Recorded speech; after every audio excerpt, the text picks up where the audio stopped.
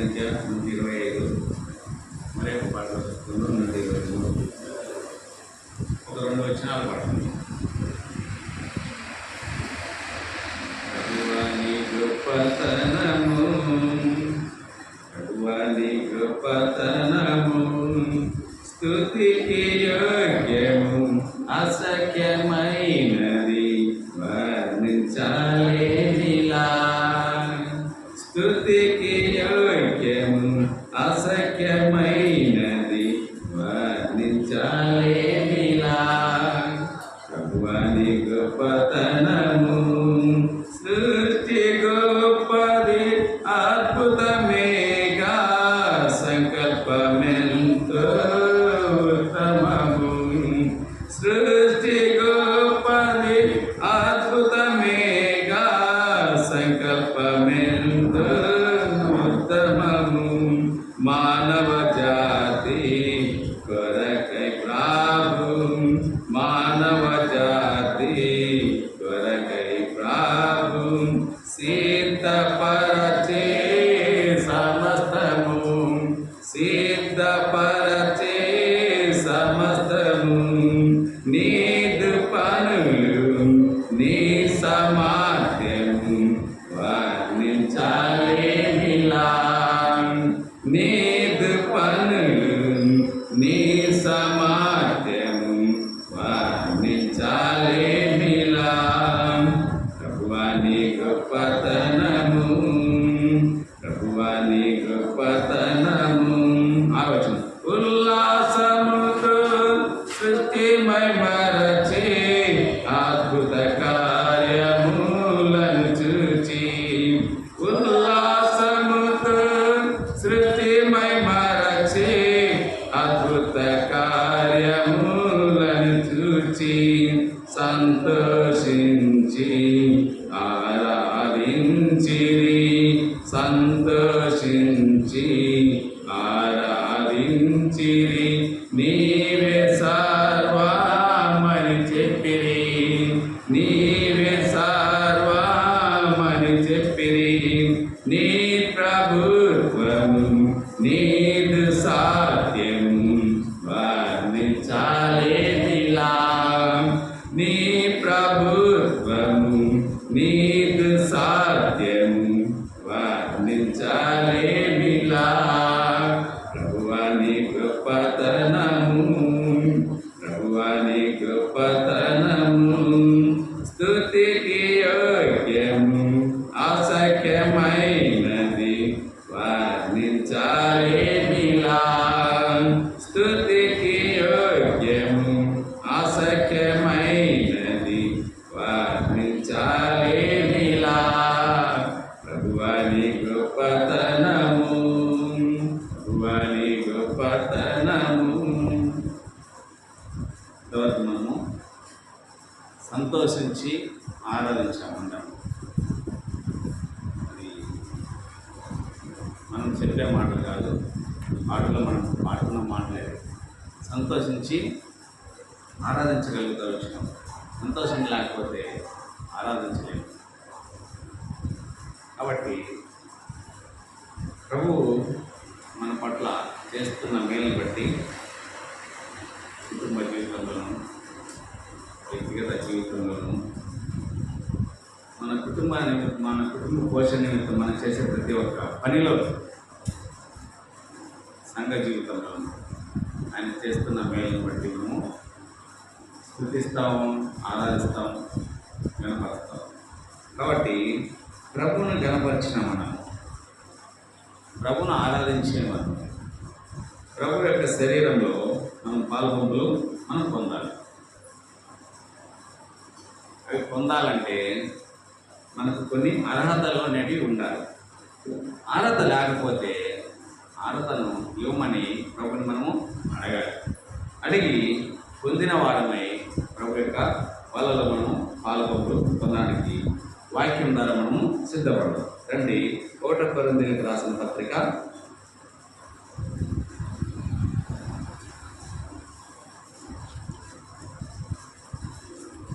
1వ అధ్యాయం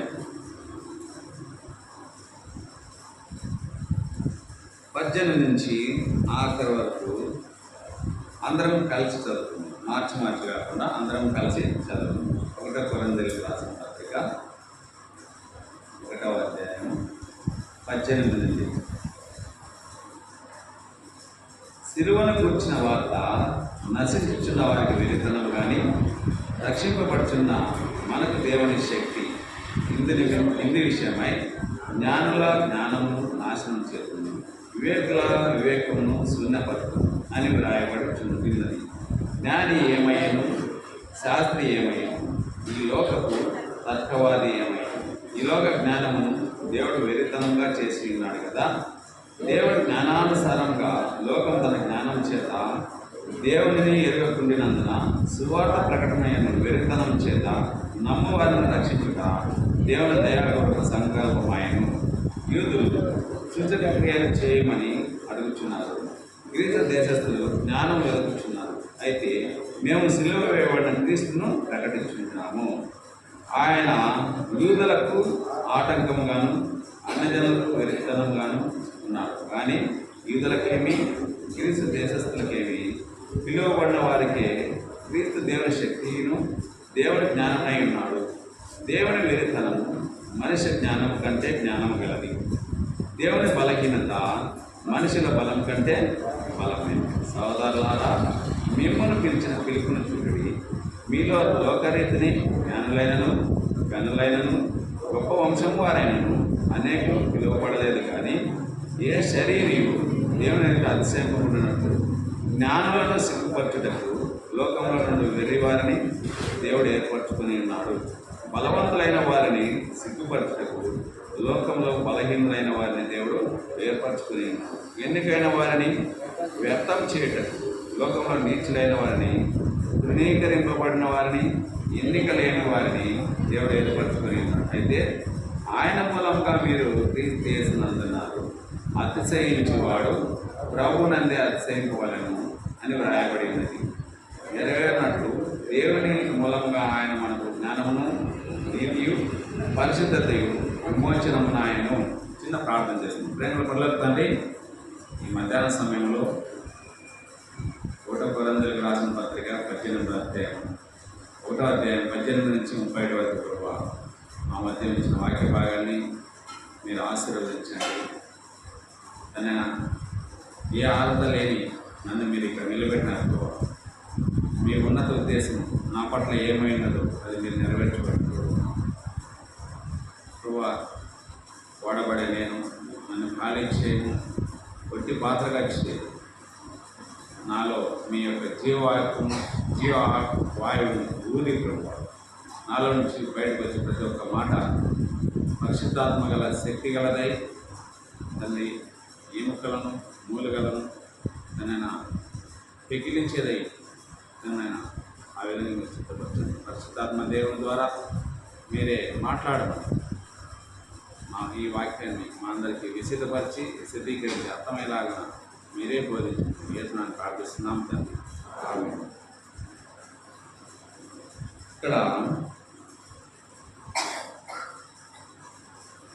23వ వచనంలో ఒక మాట ఉంది. ఏమంటే, అయితే మేము సిలువ వేయబడిన క్రీస్తును ప్రకటించుతున్నాము. మనము ప్రతి వారము ఒక మాటగా మనం చూసుకుంటాం. కొరింథీయులకు రాసిన పత్రిక 11వ అధ్యాయము అక్కడ కూడా ఒక మాట ఉంది. ఏమనుందంటే, ప్రవచించుచున్నాము అని ఉంటుంది.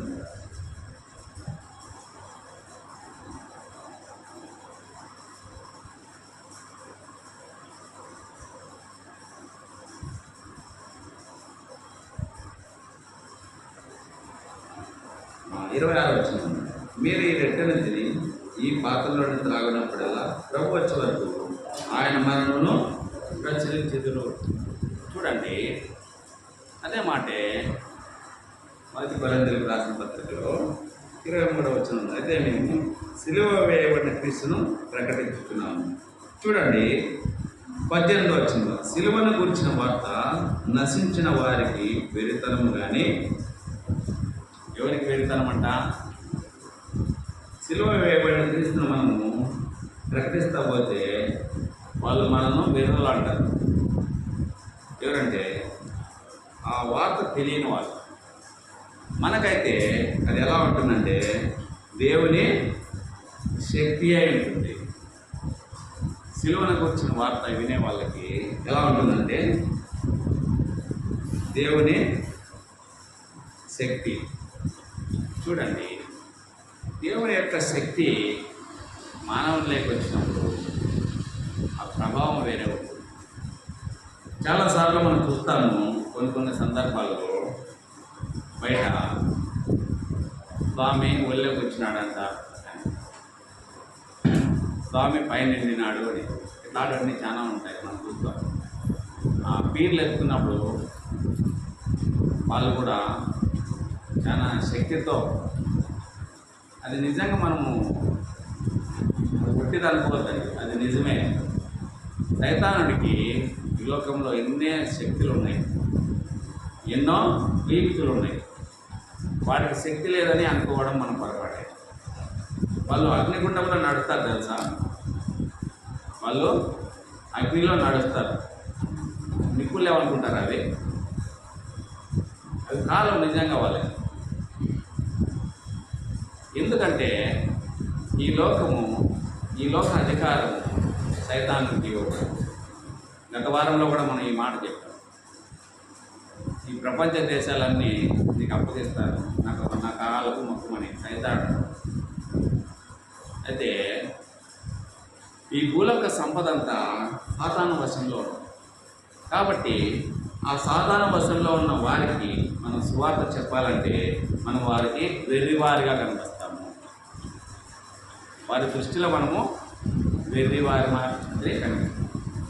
అయితే మనం ఒక దేవుని శక్తిని ధరించుకొని వారి మధ్యకి మనం వెలిగి ఉన్నాము కాబట్టి మనము చెప్పగలం మన దేవుడు మనకు చేసిన మేలులను, మన యొక్క మారిన జీవితాన్ని బట్టి మనం గొప్పగా చెప్పగలం. వారి మధ్యకి వెళ్ళి మనము ధైర్యంగా కూడా చెప్పగలం. ఎందుకంటే గడిచిన దినాల్లో మనం ఎలా ఉన్నాము మీకే తెలుసు అని చెప్పాలి. మనం అడగచ్చు, గడిచిన దినాల్లో నేను ఎలా ఉన్నాను. ఒక రౌడీ షీట్ ఉన్నాడు అనుకోండి, మురిగొప్ప ప్రజలంతా ఇబ్బంది పెడతాను అనుకోండి, అలాంటి వాడు దారిని వస్తాడు భయపడతాడు. అలాంటి వాడు సాల్వ్ అయ్యి మంచి ప్రవర్తనతో మంచి మాట మాట్లాడితే ఎవరైనా చెప్పగలరు ఆయన బట్టి ఎలా ఉండేవాడు, ఎలా మారిపోయినాడు. ఇది ఎలా వస్తుందంటే సిలువ వేయబడిన క్రీస్తుని ధరించుకున్న ద్వారా వస్తున్న మానవ. కాబట్టి ఇక్కడ అపోస్తలుడైన పౌలు కొరింథీ సంఘాలకు రాస్తూ సువార్తను గురించిన వార్త నశించుచున్న వారికి వెరితనం కానీ రక్షింపబడుచున్న మనకు దేవుని శక్తి ఇందు విషయమై జ్ఞానంలో జ్ఞానం నాశనం చేస్తున్నాము, వివేకంలో వివేకమును శూన్యపడుతుందని వ్రాయబడినది. దేవుడు జ్ఞానుల యొక్క జ్ఞానాన్ని నాశనం చేస్తాడు. ఒక జ్ఞాని యొక్క జ్ఞానం నాశనం అయిపోతే వాడిని ఏమంటాం చెప్పండి? మనం పిచ్చోడు అంటాం. మంచి జ్ఞానవంతంగా మాట్లాడేవాడిని వాడి యొక్క జ్ఞానం నాశనం అయిపోయినప్పుడు మనకి ఎలా కనపడతాడు? జ్ఞానం మాత్రం కనపడతాడా? వెర్రివాడు మాత్రం కనపడతాడా? వెర్రివాడు మాత్రమే కనిపిస్తాడు. ఒకప్పుడు బాగుండేవాడు వీడి మధ్య పిచ్చోడు అయినాడని మనమే అంటాం, మనమే సాక్ష్యం ఇస్తాం. అందుకే ఏమంటున్నాడంటే జ్ఞాని ఏమయ్యేను, శాస్త్రి ఏమైను, ఈ లోకపు తర్కవాది ఏమైను. పుట్టినట్లో ఏమంటుందంటే ఈ యుగపు తర్కవాది ఏమైనా. ఈ లోక జ్ఞానము దేవుడు వెరితనముగా చేసి ఉన్నాడు కదా. చూడండి, ఈ లోక జ్ఞానం అంట వెరితనం. దేవుని దృష్టిలో వెరితనం. మనిషి ఎన్నో టెక్నాలజీలతో నడుస్తూ ఉన్నాడు ఈ మధ్య కాలంలో. గడిచిన దినాల కన్నా 2015 నుంచి మనిషి టెక్నాలజీ మీద ఎక్కువ మన చేతుల్లోకి వచ్చిందన్నమాట టెక్నాలజీ. అంతకుముందు ఉంది కానీ టెక్నాలజీ ఎక్కడో ఆఫీసులోనూ అక్కడెక్కడ ఉన్నాయి. కానీ 2015 నుంచి ప్రతి ఒక్క మనిషి చేతిలోకి వచ్చింది టెక్నాలజీ. దేవుడు ఏమంటున్నాడంటే ఈ యొక్క జ్ఞానాన్ని నేను నాశనం చేస్తానని హెచ్చరిస్తాను. అందుకే కొన్ని మాటలు చెప్తా వచ్చినాడు. ఏమంటున్నాడంటే 21 దేవుని జ్ఞానానుసారంగా లోకం తన జ్ఞానం చేత దేవునిని ఎరుగకుండినందున సువార్త ప్రకటన వెరితనం చేత నమ్మవారిని రక్షించుట దేవుని దయాపూర్వకం సంకల్పమైనను. చూడండి, ఈ సువార్త ప్రకటన చేత వాళ్ళను దేవుని జ్ఞానంలోకి నడిపించాలి. యూదులు సూచక క్రియలు చేయమని అడుగుతున్నారు, గ్రీసు దేశస్తులు జ్ఞానం వెతుకుతున్నారు. అయితే మేము శిలువ వేయబడిన క్రీస్తును ప్రకటించుతున్నాము. శిలువ వేయబడిన క్రీస్తును ప్రకటించాలి. ఆ ప్రకటించినప్పుడే మనకు ఒక అర్హత వస్తుంది. ఏ అర్హత అంటే ప్రభు యొక్క శరీరంలో పాలి భాగస్వాములకు మనకు ఒక అర్హత వస్తుంది.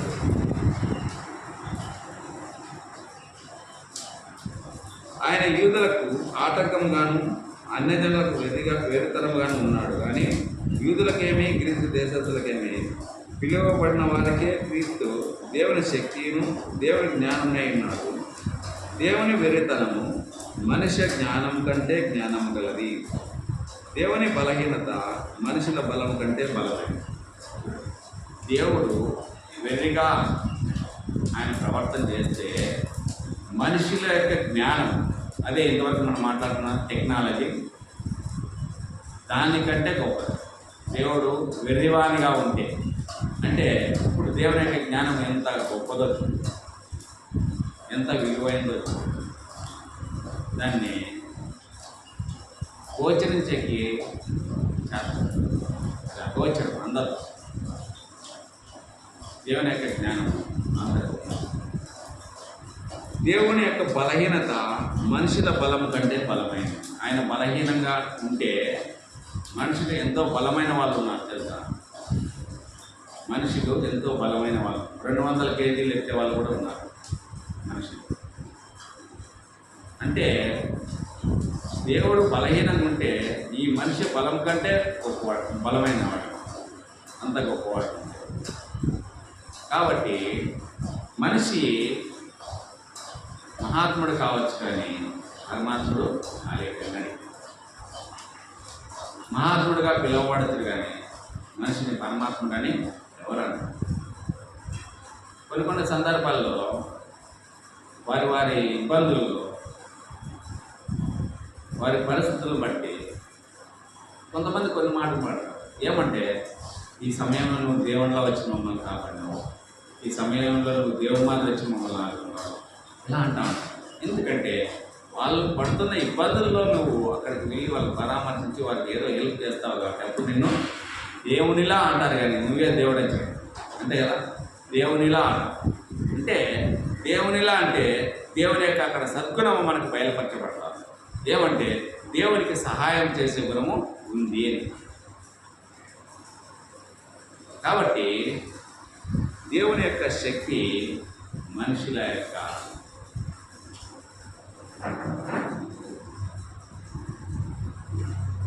దేవుని యొక్క బలహీనత మనుషుల యొక్క శక్తి కంటే. చూడండి సహోదరులారా, మిమ్మల్ని పిలిచిన పిలుపును చూడండి. మీలో లోకరీతిని జ్ఞానులైనను ఘనులైనను గొప్ప వంశం వారైనను అనేకులు పిలువబడలేదు. కానీ ఏ శరీరయు దేవుని ఎదుట అతిశయపుకున్నట్టు జ్ఞానులను సిగ్గుపరచుటకు లోకంలో నుండి వెర్రివారిని దేవుడు ఏర్పరచుకొని ఉన్నాడు. బలవంతులైన వారిని సిగ్గుపరచుటకు లోకంలో బలహీనులైన వారిని దేవుడు ఏర్పరచుకొని ఉన్నాడు. ఎన్నికైన వారిని వ్యక్తం చేయుటకు లోకంలో నీచులైన వారిని, తృణీకరింపబడిన వారిని, ఎన్నికలైన వారిని దేవుడు ఏర్పరచుకొని ఉన్నాడు. అయితే ఆయన మూలంగా మీరు క్రీస్తు యేసునందున్నారు. చూడండి, దేవుడు ఎన్నికలైన వారిని ఏర్పరచు. ఒక సందర్భంలో యెషయా కుమారులు ఉన్నప్పుడు, ఇక్కడ సమూయేలు వెళ్ళినప్పుడు ఆశీర్వదించాలని ఆయన అక్కడ ఉన్న వాళ్ళందరినీ చూస్తే ఎవరు ఆయనకు మనసు ఒప్పించలేదు, దేవుని దృష్టి ఆయన మీద చూపించలేదు, ఆ ప్రభావాన్ని కనపరచలేదు. ఆయనకు సంతోషం అనేది లేదు, ఎవరిని చూసినా కానీ సంతోషం అనిపించలేదు. ఆయనకు దిక్కు తెలియని పరిస్థితిలో అయా యెషయా గారు మీ కుమారులు ఇద్దరంగా ఏమైనా ఉన్నారని అడిగింది. ఉన్నాడు, కడవాడు ఉన్నాడు, వాడు గొర్రెలు కాపరాడు వాని ఎక్కడున్నాడండి? గొర్రెలు కాసు. అలాంటి వారిని తీసుకొచ్చి ఎక్కడ కూర్చోబెట్టినాడు దేవుడు? సింహాసనంలో కూర్చో. అది దేవుని యొక్క ఏం చెప్పినాడంటే, జ్ఞానులను సిగ్గుపరచుటకు లోకంలో నుండి వెర్రివారిని దేవుడు ఏర్పరచుకొని ఉన్నాడు. బలవంతులైన వారిని సిగ్గుపరచుటకు లోకంలో బలహీనులైన వారిని దేవుడు ఏర్పరచుకున్నాడు. ఒకానొక సందర్భంలో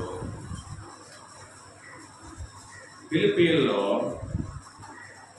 అతి బలవంతుడైన వాడిని చూడండి. సంసోను ఎంతోమందిని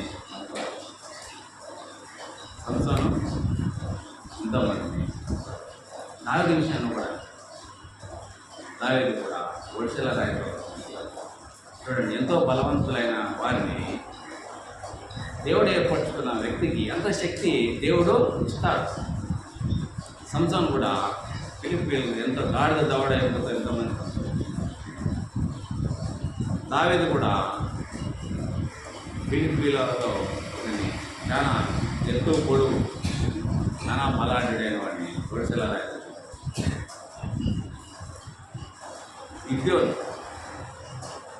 గిద్యోను తన యొక్క పొలంలోనే పండిన పంటను అక్కడున్న వారికి భయపడి దాక్కుని అక్కడ పంటలను కోస్తా ఉన్నాడు. ఆయన చూసి ఏమన్నా అంటే, పరాక్రమం గల బలాఢ్యుడా. ఆయన ఆ మాటకి చాలా వ్యంగ్యంగా ఆలోచించాడు. నేనేంది పరాక్రమం గల బలాఢ్యుని అంది? నా చేతిలోనే నేను ధైర్యంగా పంటను కోసుకోలేకపోతాను వారి భయానికి భయపడి. నేనేంది పరాక్రమం గల బలాఢ్యుని? అలాంటి వ్యక్తిని తీసి యుద్ధానికి సిద్ధపరిచాడు.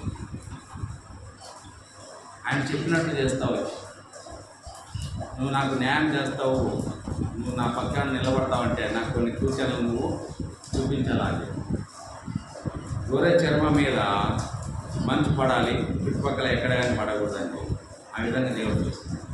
చుట్టుపక్కల మంచు పడాలి, గొర్రె చర్మం మీద పడకూడదండి. ఆ విధంగా దేవుడు చూపిస్తాడు.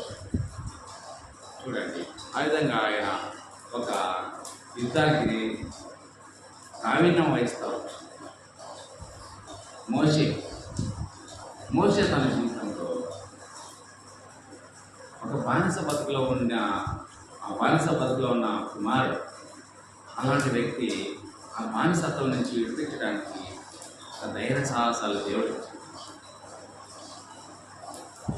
అందుకే తండ్రులైన వారిని అవమానపరచడానికి, బలమైన వారిని అవమానపరచడానికి దేవుడు బలహీనులను దేవుడు ఏర్పడతాడు.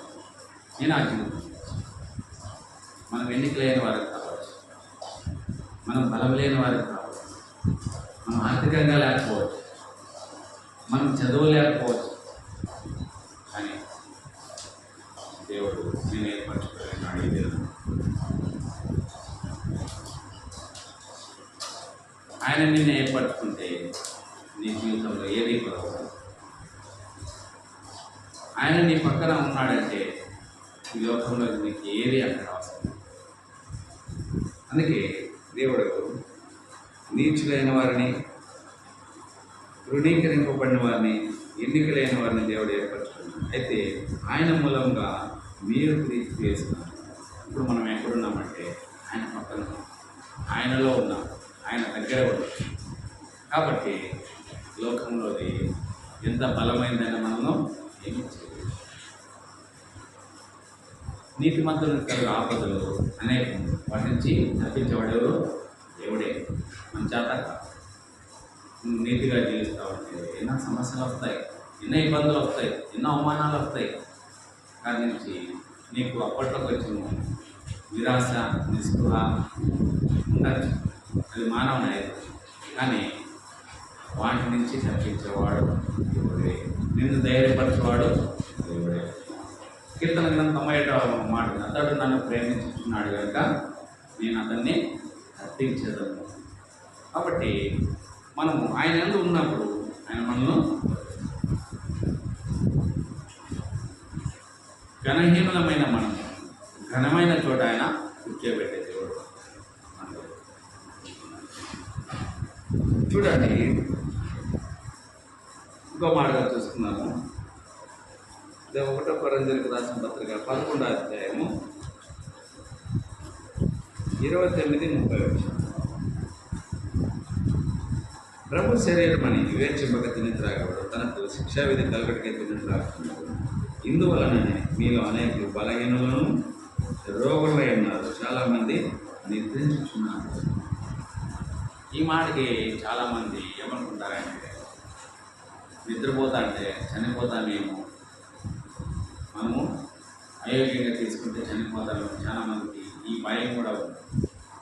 ఇక్కడ దేవుని యొక్క ఉద్దేశం ఏమంటున్నాడంటే, మీరు అనేకులు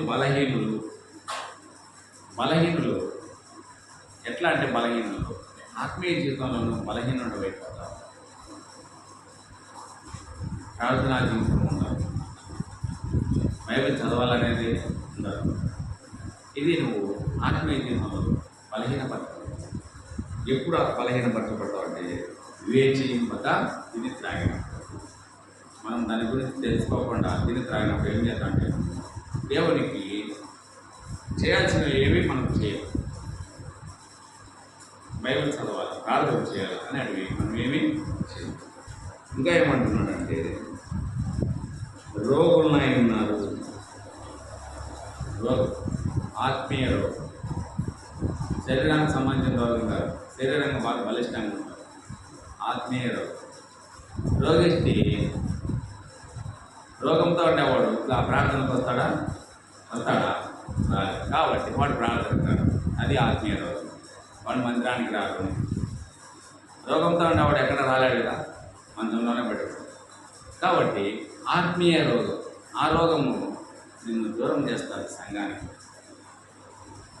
సంఘానికి నిన్ను దూరం చేస్తుంది. ఆఖరికి నిద్రించుచున్నారంటే ఇంకా లోకంలో కలిసిపోయాడు.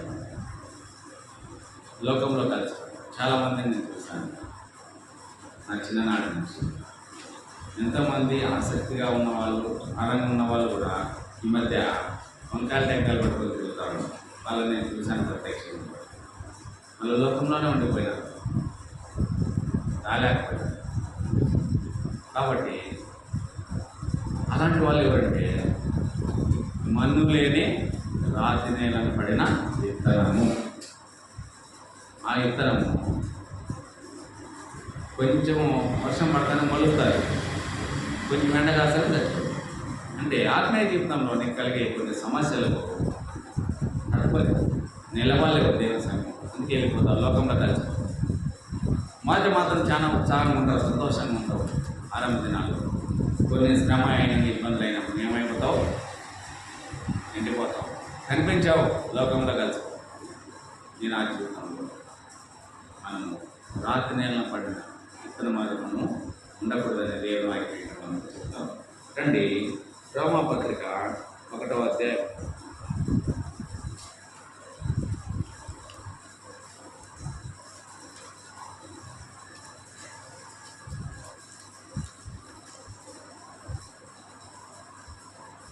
14, 15, 16 వచనాలు.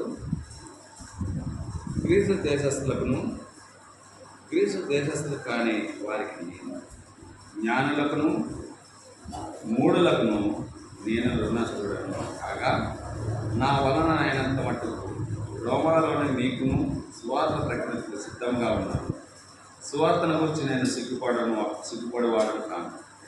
ఏలైనగా నమ్ము ప్రతివానికి మీద యూదునికి గ్రీసు దేశస్థునికి కూడా రక్షణ కలుగజేయటకు అది దేవుని శక్తి అయి ఉన్నది. చూడండి, అపోస్తలుడైన పౌలు సువార్త విషయమైన బాధను కలిగి ఆయన యొక్క వార్తను రచించడానికి చాలా భారం కలిగిన వాడే అనేక సంఘాలతో పంచుకుంటాం. అక్కడ కొరంది సంఘాలతో పంచుకుంటూ వచ్చినప్పుడు ఇక్కడ రోమా సంఘంతో కూడా ఏమంటున్నాడంటే గ్రీసు దేశస్థులు కాని వారికి జ్ఞానులకును మూఢులకును నేను రుణస్థుడను కాగా నా వలనైనంత మట్టుకు రోమాలోని మీకును స్వార్థ ప్రకటనకు సిద్ధంగా ఉన్నాను. మన జీవితంలో ఒక స్వార్థ ప్రకటన చేస్తే ఉద్యోగరీత్యా ఉద్యోగంలో ఉండే వాళ్ళు కాకుండా మిగతా వాళ్ళు వెళ్ళచ్చు. పనికి ఒకరోజు ముందే చెప్పింటాం కాబట్టి 2 నాలుగు ముందే చెప్పింటాం కాబట్టి పనికి ఒకవేళ చెప్పి మోసం చేయాలని లేదు. కానీ ఆ రోజు నేను పనికి రాను అని చెప్పడం స్వార్థ విషయమైన బాధ మనలో ఉండాలని ఇక్కడ అపోస్తలుడైన పౌలు క్షణ సంఘాలు హెచ్చరిస్తాము. మన జీవితంలో కూడా ఆయన మరణ వార్తలను రచించే వారిగా మనము ఉండాలి. సువార్త అంటే చాలామంది నిరుత్సాహపడతారు, రాలేదు, నేను రాలేను. నేను చాలాసార్లు గమనించినాను. మీరు అనుకోవచ్చు మీరు కూడా రావాలి కదా. నిజమే, మీరు అడిగేది సందర్భాన్ని బట్టి రావాల్సిందే. కొన్ని సందర్భాల్లో ఒక ఉద్యోగరీత్యా అధికారుల దగ్గర మనం రాలేము. గవర్నమెంట్ ఎంప్లాయీస్ అన్నా కానీ ఒకవేళ లీవ్ పెట్టేసి వెళ్ళిపోవచ్చు. కానీ ఒక సర్వీస్ ప్రొవైడర్ కింద ఉండే వాళ్ళు రాలేరు. వాళ్ళు కావాలని ఆ రోజు డ్యూటీ చేస్తారు. నేను గమనించగలను, జోనల్ మీటింగ్ అంటే అన్ని సంఘాల కాడికి పెద్దలు నిరూపే కానీ అన్ని సంఘాల కాడికి మనమే తక్కువ. నిజంగా నేను చాలాసార్లు ఆలోచించాను. అన్ని సంఘాల కాడికి ఈ 7 సంఘాల్లో మంది 20% ఉంటుంది. అందరి 30-40 అట్లుంటే మంది 20%. నాకు చాలా బాధేస్తుంది. పోయిన వారం అంకుల్ నేను ఫోన్ చేస్తాను. అంకుల్ వెళ్తున్నారా జోనల్ మీటింగ్ అంటే, అవును వెళ్తున్నాను. అక్కడ నేను గద్దె మీద పోతాను. ఎవరెవరు పోతారంటే ఎవరాలు నేను ఎక్కడనే వెళ్తున్నాను. పాంగుతో చెప్పారు నాతో, ఆటో తీసుకుంటే ఇట్లా వస్తే మేము కూడా వస్తామన్నారు. అయితే అనివార్య కారణం బట్టి మనం ఆటో తీసుకోవడానికి ఎవరు సహకరించి ఎవరు చెప్పలేదు. మేము వస్తాం ఖచ్చితంగా అని చెప్తే మనం కూడా ఆటోను ధైర్యంగా పిలవాలి. స్వార్థ విషయమైన భారము మనలో ఉండాలి. వాక్య పరిచయ విషయమైన భారము మనలో ఉండాలి. వెళ్ళాలి అనే తీర్మానం మనలో వచ్చినప్పుడే ఏదైనా కానీ చేయగలం. ఏదైనా ప్రకటన చేస్తే ఆ ప్రకటనకు ఆన్సర్ తక్కువ ఉంటుంది. నేను చాలా బాధపడతాను. నేను జోనల్ మీటింగ్కి ఎవరైనా ఉంటారు మనలో. అక్కడ ఎంతమంది వచ్చినారు నీ సంఘం నుంచి? మా సంఘం నుంచి 15 మంది వచ్చినాం. మా సంఘం నుంచి 20 మంది వచ్చినాం. మన సంఘంలో వాళ్ళు చూస్తే 2-3 కన్నా చూడాలి ఎంత దిగజారిపోయిన స్థితిలో ఉన్నాం. ఎందుకు జోనల్ మీటింగ్ అనే పక్కన పెట్టేస్తే స్థానిక సంఘంలో ఏదైనా కానీ ఇంట్లో ఎవరైనా మీటింగ్ పెట్టుకున్నారు అంటే స్పెషల్ మీటింగ్, అక్కడ కూడా వెళ్ళడానికి ఎవరు రాలేదు. ఎందుకు అలా జరుగుతుంది? ఒకనొక సందర్భంలో ఎవరిలో స్థుతి మీటింగ్ కానీ లేకపోతే అలాంటి ప్రేయర్ ఏదైనా కానీ ఫాస్టింగ్ ప్రేయర్ ఏదైనా చేసుకోవాలంటే అక్కడ చేస్తే జనాలు ఇప్పుడు ఎందుకు రాలేదు? అది మనమే క్వశ్చన్ చేసుకోవాలి.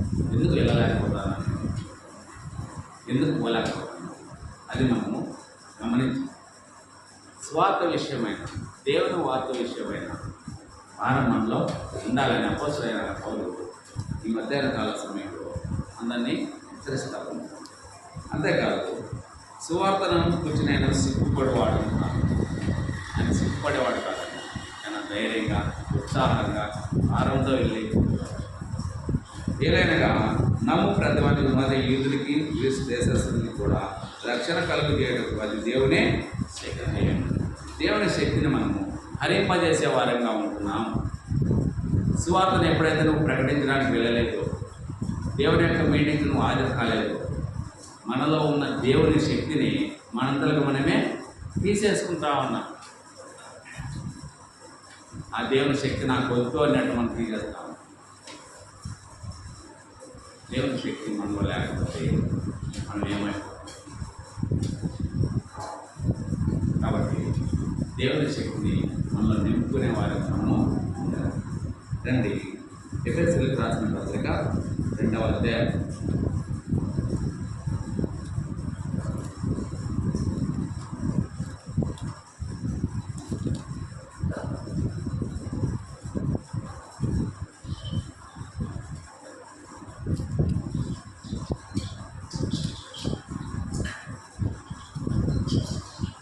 12 నిమిషం అన్నమాట. ఆ కాలమందు ఇజ్రాయేలుతో సహా పౌరులు కాక పరదేశులను, వాగ్దాన నిబంధన లేని పరజనులను, నిరీక్షణ లేని వారిని, లోకమందు దేవుడు లేని వారిని ఉండి క్రీస్తుకు దూరస్తులై ఇంటిరని మీరు జ్ఞాపకం చేసుకున్నది. అయినను మునుపు దూరస్తులైన మీరు ఇప్పుడు క్రీస్తు చేసినందు క్రీస్తు రక్తం వలన సమీపస్తులై ఉన్నారు. ఆయన మన సమాధానమై ఉండి మీకును మాకును ఉండిన ద్వేషమును అనగా విధిరూపకమైన ఆజ్ఞలు గల ధర్మశాస్త్రమును ఆయన శరీరమందు కొట్టివేయట చేత మధ్య గోడను పడగొట్టి మన ఉభయులను ఏకం చేసి ఇట్లు సంధి చేయొచ్చు. ఈ ఇద్దరిని తన యందు ఒక నూతన పురుషంగా సృష్టించి తన శిలువ వలన ఆ ద్వేషమును సంహరించి దాని ద్వారా వీరిద్దరిని ఏక శరీరంగా చేసి దేవునితో సమాధానపరచవాలని ఈలాగ చేసిన కనుక ఆయనయే మనకు సమాధానకారకుడై ఉన్నాడు. మధ్యపు గోడను అడగొట్టి ఒక పాటలో ఉంది, మధ్యపు గోడను పడగొట్టి ఐక్యపరచెడి ప్రాణము ఆ శిలువ పైన పాట. చూడండి, ఒక మధ్యపు గోడను పడగొట్టు మన మధ్య దేవునికి మనకి ఒక మధ్యవర్తి సమాధానపరిచేవాడుగా మన మధ్య ఉన్నాడు. అందుకే సమాధానకర్త దేవుడు, దాన్ని కొనసాగించేవాడు ఆయన ఏడు. ఆయన వైపు మనం చూసేవారుగా ఇక్కడ చూడండి, ఆ కాలంలో ఇజ్రాయేల్ పౌరులు కాక పరదేశంలో వాగ్దాన నిబంధన లేని పరజనులను, నిరీక్షణ లేని వారును, లోకమందు దేవుడు లేని వారిని ఇంటి క్రీస్తుకు దూరస్తు ఇంటినని మీరు జ్ఞాపకం. అప్పుడు మనకు వాగ్దాన భూమి ఇస్తానని చెప్పినాడు. మనం పరదేశమై ఉన్నాం, పరజనుల మధ్య ఉన్నాం. అలాంటి వారిని దేవుడు ఆ మధ్యము గోడను పడకు దేవుడితో మనల్ని ఐక్యపరిచి ఆ ఐక్యపరిచిన విధి విధానాలను బట్టి ఆ ఐక్యంతోనే మనం దేవుని యొక్క శరీరమును ఆయన రక్తము తీసుకునే ఆరాధనను తీసుకుని సంపాదించిన వాళ్ళం. మీరు దీన్ని చేస్తేనే నీ యందు నేను, నా యందు మీరు ఉంటారని దేవుడు ఒక సందర్భంలో చెప్పినాడు. ఆయన శరీరము రక్తం గురించే చెప్తా వచ్చాడన్నమాట. ఆయనతో మనకు పాల్పంపులు ఉండాలంటే అది మనం ఆయన సంపాదించేది మనం తీసుకోవాలి, సేవించాలి. అప్పుడే ఆ మధ్యపు గోడ అనేది చిరిగిపోతుంది. మనం దేవుడితో ఐక్యత గలవారమై ఉంటాం. ఆయనకు మనకు సహవాసం ఉంటుంది. ఆయనతో కలిసి మనం నివాసం చేసేవారిగా మనము ఉంటాము. ఇంకో మాట చూసుకున్నాము, ఏప్రిల్కి రాసిన పత్రిక 12వ అధ్యాయం 14వ వచనం.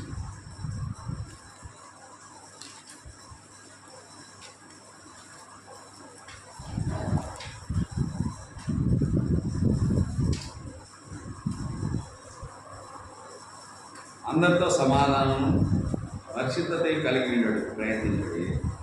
పరిశుద్ధత లేకుండా ఎవరిని ప్రభును చూడండి. అందరితో మనం ఎలా ఉండాలంట?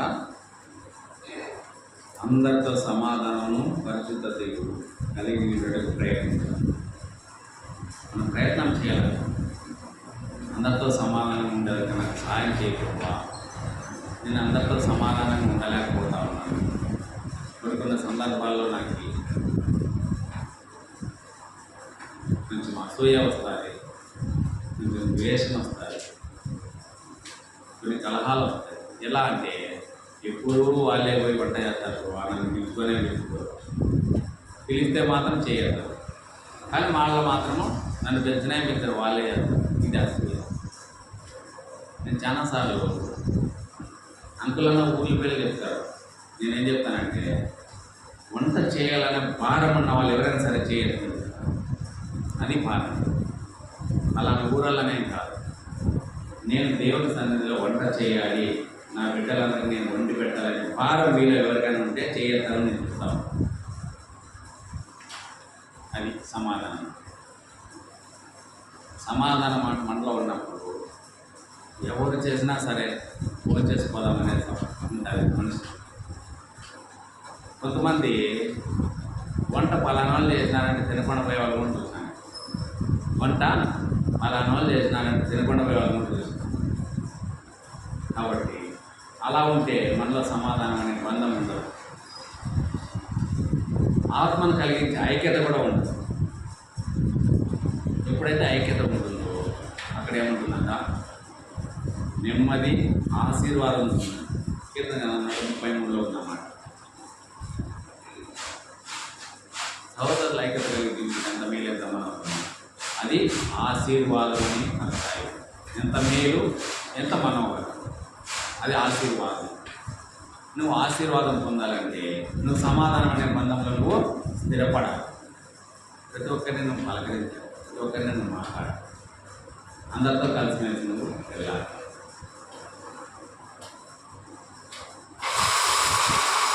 ఇక్కడ క్రీస్తు దేశస్తుడనేవారు, యూదుడనేవారు అందరము ఏక శరీరమైన మనం పాట పాడుతూ ఉంటాం సందర్భంలో. ఏక శరీరము రక్తబంధంచే వేలాది భాషల నిర్ణయం. ఎన్నో భాషలు, వాళ్ళందరూ సమానమే, మనమందరం ఒకటే అంటా ఉంటాం. ఏక శరీరము రక్తబంధం. ఏ రక్తము? మానవ రక్తము. దేవుని రక్తం చేత కొనబడిన మనము ఏక శరీరమై ఉన్నాము. నేను మిమ్మల్ని విలువ పెట్టి కొన్నానని దేవుడు ఇంకో మాట చెప్తున్నాను. 2 కొరింథీయులకు రాసిన పత్రిక 5వ అధ్యాయం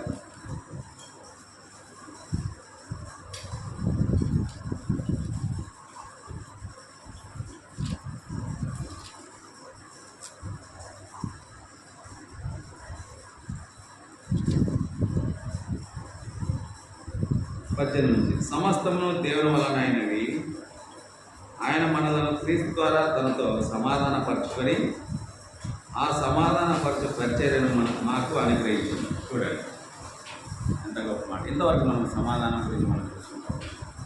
అదే మాట ఇక్కడ దేవుడు మనకు మరొకసారి చూపిస్తాం.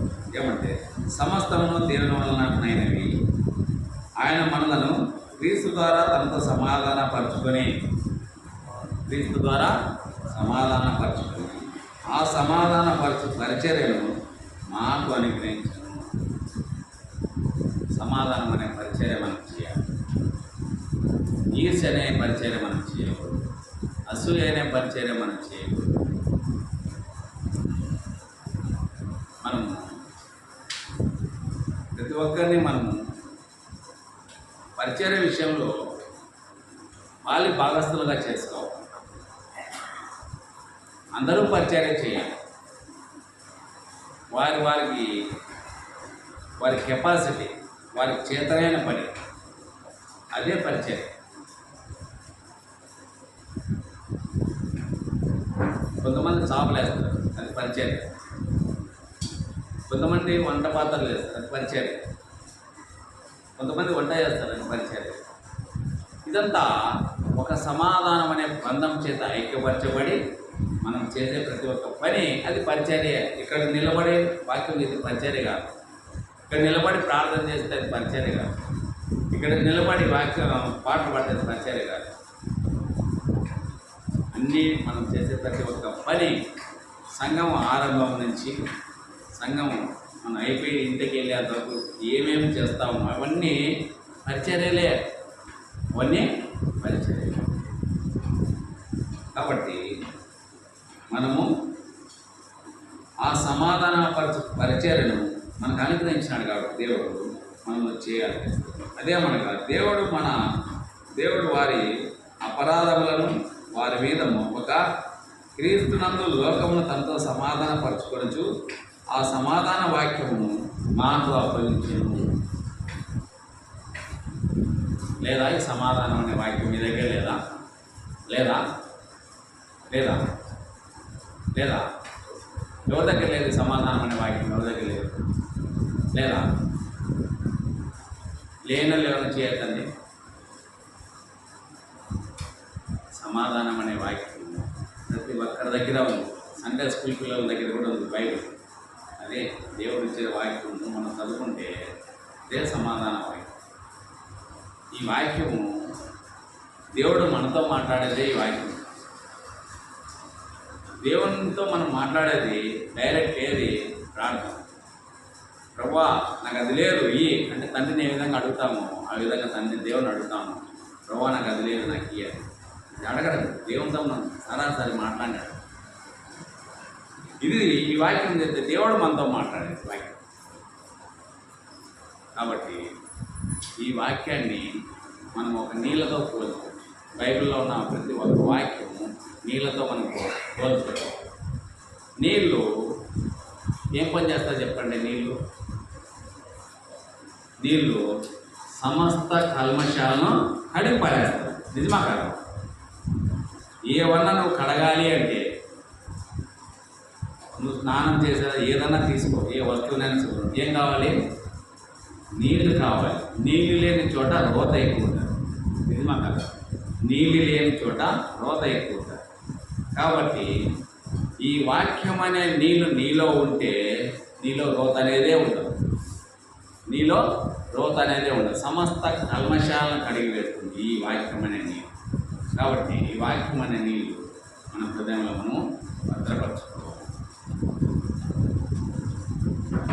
చూడండి, కావున దేవుడు మా ద్వారా వేడుకున్నట్టు మేము క్రీస్తుకు రాయబారులమై దేవునితో సమాధాన పడుడని క్రీస్తు పక్షముగా మిమ్మల్ని బతిమాలుకొనుచున్నాము. దేవునితో సమాధాన పడు. దేవునితో విరుద్ధంగా ఉన్నాయేమో, ఎడబాటుగా ఉన్నాము, ఈరోజే నువ్వు సమాధానం పడతావు. దేవునాత్మ నివసించే ప్రతి ఒక్క బిడ్డతో నువ్వు సమాధానం. ఎవరు నీకు శత్రువులు కాదు. దేవుడు తన రక్తం ఇచ్చి మనలందరినీ ఐక్యపరిచినాడు. సమాధానం అనే బంధంలో మనల్ని నడిపిస్తాం. ఆ సమాధానం ఏ వ్యక్తి ద్వారా నీకు లేదు, ఈరోజే నువ్వు ఆ వ్యక్తితో. స్త్రీలు కూడా ఏ స్త్రీతో అయితే నీకు సమాధానం లేదు వాళ్ళ సమాధానం ఏం వాక్యమో హెచ్చరిస్తూ ఉంది మధ్యాహ్న సమయం. అంతేకాదు చూడండి, ఎందుకనగా మనం ఆయన యందు దేవుని నీ తగునట్టు పాపం ఎరుగని ఆయన మన కోసం పాపముగా చేశాం. మనల్ని ఐక్యపరిచిన మన సమాధానపరచబడే మన పాపములు క్షమించబడే ఆయన ఏమీ తెలియని ఆయన మననే పాపంగా చేసి దేవుడు మనకు రావాల్సిన శిక్షను ఆయనే తెలుసుకున్నాడు. మన సమాధాన బంధం చేత మనం ఆత్మను కలిగి ఐక్యం చేత నడిపించాలని ఆయన సమాధానకర్తగా మన మధ్యకి వచ్చింది. కాబట్టి నా జీవితంలో దేవుని పరిచర్య చేసేవారిగా మనం ఉండాలి. దేవుని పరిచర్యకు మనం ఎడబాటుగా ఉన్నప్పుడు దేవుని పరిచర్య విషయమైన భారము మనలో ఉండాలి. ఇంకో మాట చూస్తున్నాను, యోహాను సువార్త 10వ అధ్యాయం 18వ వచనం.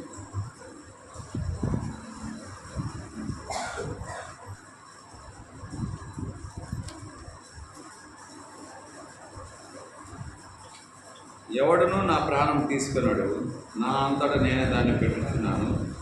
దాన్ని పెట్టుటకు నాకు అధికారం కలదు, దాన్ని తిరిగి తీసుకోవడానికి నాకు అధికారం కలదు. నా తండ్రి వలన ఈ ఆజ్ఞ పొందుతున్నాను. దేవుని చేత ఆయన ఒక అధికారాన్ని పొంది, ఏం అధికారం పొంది ఉన్నాడంటే ఆయన ప్రాణాన్ని ఆయన పెట్టాలన్నా దాన్ని తీసుకోవాలన్నా ఆయనకు ఒక అధికారం ఇచ్చినాడు దేవుడు. నీకు నాకు ఒక అధికారం కావాలి. ఏం అధికారం అంటే ఆయన శరీరంలోనూ ఆయన రక్తంలోను పాలు పప్పులు పొందే అధికారం కావాలంటే క్రీస్తు చెంతకు నువ్వు రావాలి.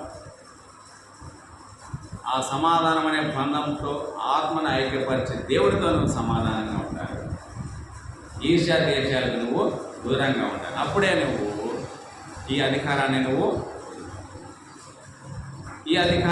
నువ్వు పొందకపోతే నువ్వు అది తీసుకొని కూడా నువ్వు వ్యర్థుడవే.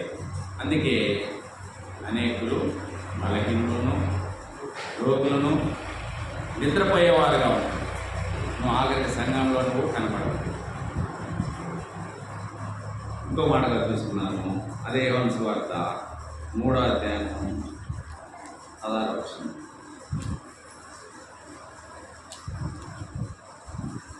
దేవుడు లోకమును ఎంతో ప్రేమించను కాగా తన అద్వితీయ కుమారుని పుట్టినవాడిని విశ్వాసం ప్రతి వాడును నశింపక నిత్య జీవం పొందినట్టు ఆయనను అనుగ్రహించు. నువ్వు నశించిపోకుండా ఉండాలంటే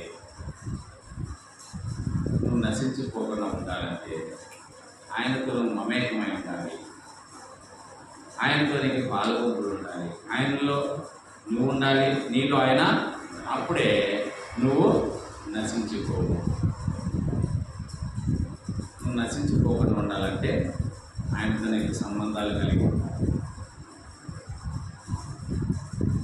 దేవుడు లోకం ఎంతో ప్రేమిస్తావు. ఎందుకంటే నువ్వు నశించిపోకుండా ఉండాలి. నీతో ఆయన స్నేహం చేయాలని ఆయన ఆయనతో కలిసి నువ్వు నివాసం చేయాలని ఆయనకి ఎంతో ఇష్టమైనది. కాబట్టి ఆయనతో మనం కలిసి నివాసం చేయాలంటే మనం ఆనందలో సంపాదించాలి. ఇంకో మాటగా చూసుకున్నాము. 1వ యోహాను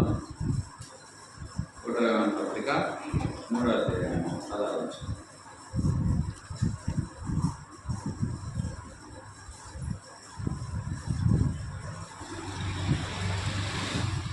ఆయన మన నిమిత్తము తన ప్రాణం పెట్టేది కనుక దీనివల్ల ప్రేమ ఏంటిదని తెలుసుకుంటున్నాము.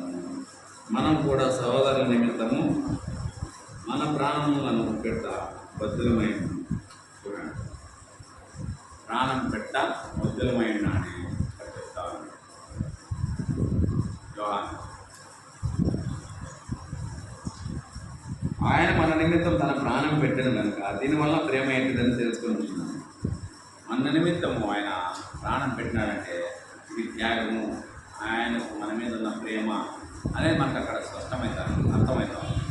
కానీ ఇక్కడ ఏమంటున్నాడంటే మనం కూడా సహోదరుల నిమిత్తము మన ప్రాణాలను పెట్ట బద్దులమై ఉన్నాము. మన సహోదరుల నిమిత్తము మనం ప్రాణం పెట్టేకి ఇష్టపడతామా? మన సహోదరుల నిమిత్తము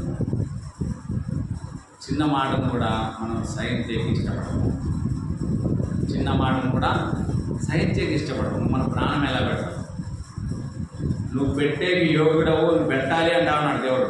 పెట్ట బద్దులమై ఉన్నాము అని అంటే చిన్న మాటనే సైన్ చేయాలి. మనం ప్రాణం పెట్టేకి మనం ముందుకు వస్తాము. మనం ముందుకు రాలేకపోతే ఆయనతో మనకు సంబంధాలు ఉండవు. ఇది నువ్వు సహోదరు నిమిత్తం నేను ప్రాణం పెట్టమని కాదు, కానీ ఒక సహోదరు నిమిత్తం నువ్వు ఏ త్యాగానికైనా నువ్వు ముందుకు వచ్చే విధంగా ఉండాలి. నువ్వు రాలేవు, నేను కూడా రాలేవు. కానీ దేవుని వాక్యం చెప్తుందంటే నువ్వు ముందుకు రావాలి అని చెప్తావు. నువ్వు ముందుకు వచ్చినప్పుడే నీతో కలిసి నేను నివాసం చేస్తానని దేవుని వాక్యం. చూడండి, ఆయన యొక్క విలువైన మాటలు మన యొక్క జీవితాన్ని, విధి విధానాలు, గడిచిపోయిన దినాన్ని మనం గుర్తు చేస్తాయి. నిజమే కదా. ఆ వాక్యాలు మనం ఎప్పుడైతే చదువుతామో దేవుడు మనతో మాట్లాడతాడు ఆ వాక్యాల ద్వారా. ఆ దేవుని హెచ్చరిక, అవును నేను ఈ విధంగా చేస్తా ఉన్నాను.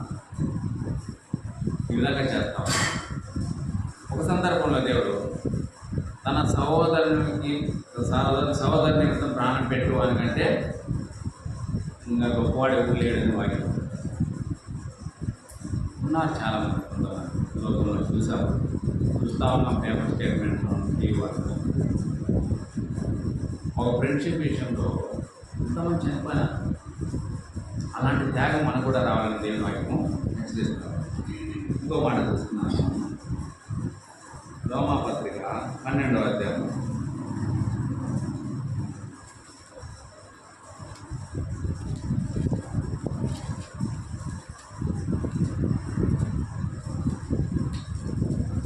10-11 వచ్చిన సహోదర ప్రేమ విషయంలో ఒకని యందు ఒకడు అనురాగం గలవారై ఘనత విషయంలో ఒకరినొకడు గొప్పగా ఎంచుకునడు, ఆసక్తి విషయంలో మాటలు కాక ఆత్మయందు తీవ్రత గలవారై ప్రభువును సేవించు.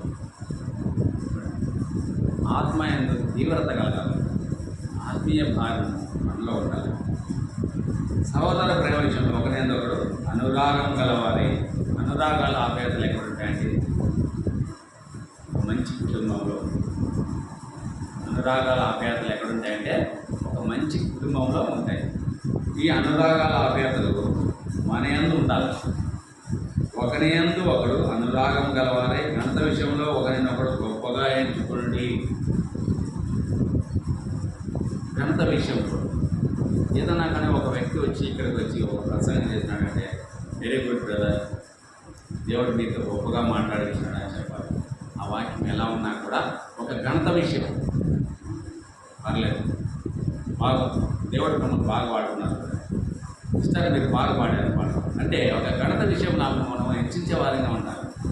ఆ బ్రదర్ని హెచ్చించేవాడిగా ఉండాలి. మనము ఏం పాడతాడో పాడతాడు, మాకు కూడా వస్తుంది అంతకాడికి బాగా పాడతాడు అని మనం ఘనహీనతగా మనం మాట్లాడాలి. ఒక ఘనత విషయంలో హెచ్చించేవారిగా మనము, ఎంకరేజ్ చేసేవారిగా మనము. ఒక వ్యక్తి ప్రయాసపడతా ఉన్నాడు, నేను కూడా దేవుని ఎదగాలి అంటున్నాడంటే అతనికి మనం ఒక అవకాశం ఇవ్వాలి. నేను చాలాసార్లు అంటా ఉంటున్నాను, అంకుల్ మీరు అందరినీ మీరు సిద్ధపరచండి అంటారు.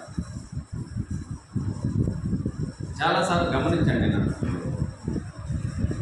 ఒక పాటల విషయంలో కూడా నేను ఒక్కరిని ఎవరిని వాడుకోను. ఒకే రోజులోనే 2-3 నలుగురిని కూడా వాడుతున్నాను దినాలు. అంటే వాళ్ళలో ఉన్న ఆసక్తి ఇంకొంచెం పెంపుదలగా ఉంటుంది. ఒకరినే మనం తీసుకున్నా అంటే వాళ్ళలో కొంచెం అసూయ అనేది అక్కడ లోపలికి ప్రవేశిస్తుంది. అందుకే ఉత్సాహం ఉండే వాళ్ళని చాలా సందర్భాలు కూడా నేను చెప్తా ఉంటాను. ఏమంటున్నా అంటే ఒక పరిచయ విషయంలో కూడా, ఒక పల్లెల విషయంలో కూడా అంకుల్ మీరు ఒకరిని జత చేసి ఒక తెలిసిన వ్యక్తిని తెలియని వ్యక్తి జత చేసుకుంటారంటే దాని ద్వారా ఏమవుతుందంటే ఒక ఆత్మీయ ఉత్సాహం వస్తుంది. నేను వాడబడతా ఉన్నాను సంఘం అనేది వస్తారు. ఎప్పుడు వాడబడే వాళ్ళే వాడబడతారంటే కొంతమంది నిలుస్తాము, ఎప్పుడు వాళ్ళేదే చెప్పేది, వాళ్ళే మాట్లాడేది, వాళ్ళ తప్ప ఎవరు లేదని. వాళ్ళు దేవుడు ఏం మాట్లాడతారో కూడా వినపడదు వాళ్ళకి. ఇదే ఒకటే ఉంటుంది, వీళ్ళదే లేదు, వీళ్ళు ఏమంటారు రోజని, ఇంకే వాళ్ళు ఏ వాక్యం వినరు. కాబట్టి మనం ఒకరి విషయంలో ఒకరి ఘనత, వారికి ఘనత ఇచ్చేవారిగా ఉండాలి. అక్కడ ఆ నిలబడే వ్యక్తికి మనం ఘనత ఇవ్వాలి. ఆ నిలబడిన వ్యక్తి ద్వారా దేవుడు ఏం మాట్లాడుతూ ఉన్నాడు ఆ మాటలకు నువ్వు ఘనత ఇవ్వాలి. కాబట్టి ఒకరి విషయంలో ఒకరము ఘనతను పెంపొందించే వారిగా మనము ఉండాలని దేవుని వాక్యం ఇక్కడ సెలవిస్తుంది. ఆసక్తి విషయంలో మాందులు కాక ఆత్మయందు తీవ్రత గలవారే ప్రభువుని సేవించు. ఆసక్తి విషయంలో మనం మందమతలంగా కాదు. దేవుని పరిచయం ఉందంటే చాలా సందర్భాల్లో నేను చూస్తాను. సంఘ ప్రార్థనలు చూస్తే ఒక 4 ఉంటారు. ఆంటీ అంకులు పక్కన దక్షిణాపల్లి. ఏ రోజు నేను 10 మందిని చూడాలి స్థానికులు. ఏ రోజు ఇక్కడ దగ్గరలో ఉన్న వాళ్ళు కూడా ఎవరు బైబిల్ స్టడీ కూడా విజ్ఞాపన ప్రార్థన అంటే దీన్ని బట్టి ఏమైందంటే ఆసక్తి విషయంలో మనం మాంద్యం అయిపోయినట్టు దేవుని వాక్యం హెచ్చరిస్తాం. మనం ఆసక్తి విషయంలో మాంద్యం కాదు. దేవుని విషయమైన భారం మనలో ఉంటుంది. చాలా సందర్భాల్లో నేను ఈ విషయం గర్వంగా చెప్పాలి. నైట్ అంతా నేను నిద్రకు వెళ్ళుకొని కూడా నేను ఇక్కడ 9:30 గంటలకు వచ్చిన కాలాలు జరిగాను. ఇక్కడే స్నానం చేసి ఇక్కడే రెడీ అయిపోయిన కాలాలు జరిగాను. అంటే నేను నైట్ అంతా డ్యూటీ చేసి ఇంటికాడ పోయి పడుకోవచ్చు. ఒకవేళ అంకులు అడిగినా ఏం రాలేదు నైట్ డ్యూటీ చేయాలన్నట్టు నేను నిద్ర వస్తుంది రాగలనంటే ఏమంటాడు ఆయన? ఏమనలేడు ఆయన. కానీ మనం ఆ విధంగా చెప్పే సమాధానం నాకు సరిపోతుంది, కానీ భారం అనేది మనలో కనిపించింది. అది క్రియారూపకమైన భారంగా మనకు ఉండాలి. కాబట్టి దేవుని పరిచయ విషయంలో మనం భారం కలిగే వాళ్ళగా ఉండాలి. ఆయన నామాన్ని మనం ప్రచురించే నిమిత్తంలో మనం భారం కలిగిన వారిని, ఆత్మీయ జీవితంలో మనం మాందులు కాకుండా ఒక ఉత్సాహవంతులము, భారంతో పనిచేసే వాళ్ళగా మనము ఉండాలి. ఇది నా సంఘము. సంఘంలో నేను చేసే ప్రతి ఒక్క పనికి నాకు దేవుడు తగిన జీతం ఇస్తాడు అనేది భారం మనలో. చాలామంది అన్నం తింటనే వెళ్ళిపోతారు. అంటే నువ్వు చేసిన పనికి నీకు జీతం అవుతాను, నువ్వు జీతం అవుతా. పనులు ఉన్నాయంటే చాలాసార్లు సందర్భాల్లో చూస్తాను నేను. ఇక్కడ చేసే వాళ్ళే చేస్తాం. పనులన్నీ అయిపోయిన తర్వాత ఊడ్చే వాళ్ళు, క్లీన్ చేసేవాళ్ళు ఎవరు ముందు ఎవరు చేస్తూ ఉంటారు వాళ్ళు రాలేనుకో ఆ రోజు ఎవరి మీద బాధపడుతుంది. అట్లా కూడా కొన్ని కొన్ని కాలాలు ఉంటాయి. అట్లా ఉంది. కాబట్టి ఒక సంఘ విషయమైన భారము ప్రతి ఒక్క విశ్వాసాలు ఉండాలి. దేవుని సన్నిధిలో నేను ఏదో ఒక పని చేయాలనే భారం మనలో. అప్పుడు చేసినప్పుడే దేవుడు మనకి ఆయనతో మనకు ఒక ఫ్రెండ్షిప్, ఒక స్నేహభావం ఏర్పడుతుంది, ఒక ఐక్యత కలిగి ఉంటాం. ఆ విధంగా ఉన్నప్పుడే మనం ఆయన రక్తంలోనూ ఆయన శరీరంలో పాలు పంపులు పొందే అర్హత మనకు ఉంటుంది. లేకపోతే తెగదింపులేదు. కాబట్టి మనం అర్హత పొందిన వారిని ప్రభువు శరీరంలో మనం పాల్గొంటున్నాం.